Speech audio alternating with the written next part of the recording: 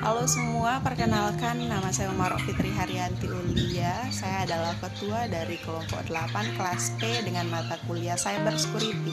Pada kesempatan kali ini saya akan membahas tentang sistem operasi Linux, di mana tahap awal yang harus kita lakukan yaitu kita harus menginstal VirtualBox. Tujuannya agar Windows yang telah tertanam dalam laptop kita atau komputer kita tidak bentrok, sehingga kita bisa menggunakan double sistem operasi sekaligus dalam satu laptop atau satu komputer. Berikut cara instalasi. Pertama kita buka ubuntu.org, kemudian kita install VirtualBox-nya. Di sini kita gunakan VirtualBox versi 6.1. Finish. Selanjutnya kita bikin virtual machine pada VirtualBox. Tentukan jumlah memori, kemudian buat hard disk virtual di dalamnya. Ya, jadi kapasitas memori virtual di sini kita sesuaikan dengan kebutuhan kita, teman-teman. Nah, di sini Linux yang kita install tidak akan mempengaruhi Windows yang ada dalam desktop kita. Kenapa? Karena Linux ini berada di dalam VirtualBox.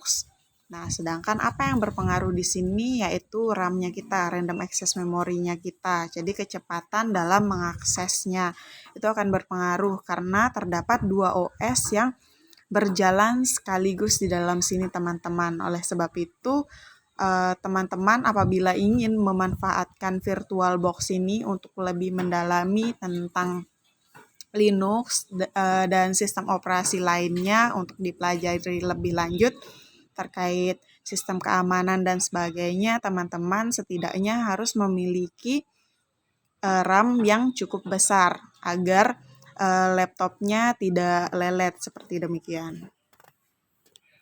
Ya, setelah VirtualBox dan Linux-nya kita siapkan, maka siap untuk digunakan. Jadi, kita bisa install di ubuntu.com. Dasar dan fitur Linux yang berkaitan dengan keamanan cyber, terdapat berbagai macam perangkat lunak seperti LibreOffice, Firefox, Thunderbird, dan Transmission.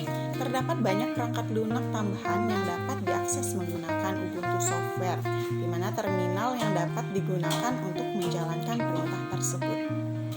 Adapun perintah Linux yang pertama yaitu pwd, yang berfungsi untuk mencari part dan direktori atau folder yang sedang digunakan. Perintah hostname digunakan untuk mengetahui nama domain name system.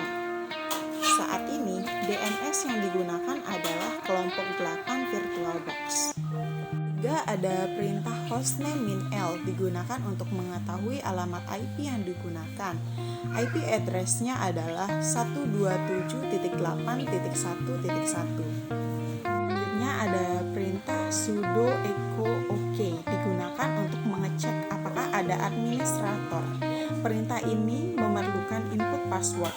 Jika muncul kata ok, maka Anda adalah sebagai administrator. Kelima ada perintah ls-l. Perintah ls Linux adalah salah satu perintah dasar dari Linux yang perlu diketahui bagi para pengguna Linux.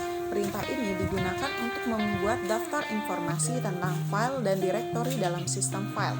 Perintah ls Linux adalah bagian dari GNU utilitas inti paket yang diinstal pada semua distribusi. Ada perintah chmod kelompok.zip adalah singkatan dari chmod yang digunakan untuk menambahkan dan mengurangi izin pemakai untuk mengakses file atau direktori. Dapat juga menggunakan sistem numeric coding atau sistem letter coding. Ada 3 jenis yaitu -r, -w, dan -x. -r untuk read atau dapat membaca saja, -w untuk write atau dapat menulis, sedangkan -x untuk execute atau dapat mengeksekusi secara keseluruhan. Yang ketujuh ada perintah ls-l kelompok.zip digunakan untuk mengecek informasi informasi hak izin akses dari file kelompok.zip yang sudah diubah. 8 yaitu perintah chmod 777 kelompok 8.zip, yaitu merubah hak akses file kelompok 8.zip menjadi 777 atau rwx yang artinya kelompok 8.zip dapat melakukan seluruh perintah seperti read, write, dan execute. Jadi bisa melihat, membaca, dan mengeksekusi. 9 ada perintah clear, digunakan untuk menghapus layar terminal. Misalnya, perintah yang dihasilkan sebelumnya akan terhapus dengan perintah ini. Terakhir ada perintah exit, digunakan untuk keluar dari terminal setelah menyelesaikan pekerjaan. Paparan tadi dapat saya simpulkan bahwa kita dapat melakukan lebih dari satu sistem operasi dalam satu desktop menggunakan Oracle VirtualBox. Merupakan sistem operasi yang bersifat open source sejak tahun 1992. Cukup sekian presentasi dari saya, kurang lebihnya saya mohon maaf, semoga bermanfaat. Terima kasih.